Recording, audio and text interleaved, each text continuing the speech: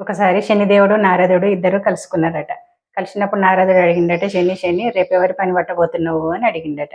అడిగితే శనిదేవుడు కొంచెం బాధగా రేపు ఈశ్వరుని పనే పట్టబోతున్నా అని అన్నాడట. ఈ విషయం తీసుకుపోయి శంకరునికి చెప్పిండట నారదుడు.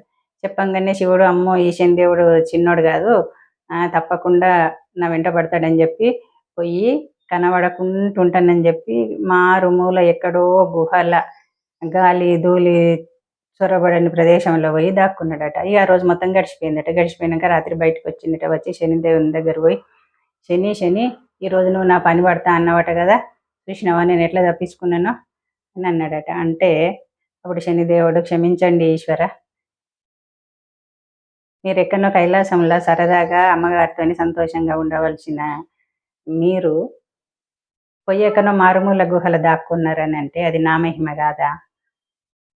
నాకు మీరు అప్పగించిన పని నేను సక్రమంగా నిర్వర్తించాలి కదా, నిర్వర్తిస్తా కదా, లేకపోతే ఈ సృష్టి ఎట్లా సక్రమంగా నడుస్తుంది చెప్పండి, నీకు తెలియంది ఏమున్నది ఈశ్వర అని అన్నాడట.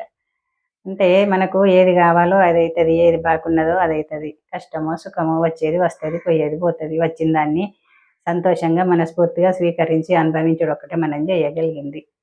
ఏమంటారు?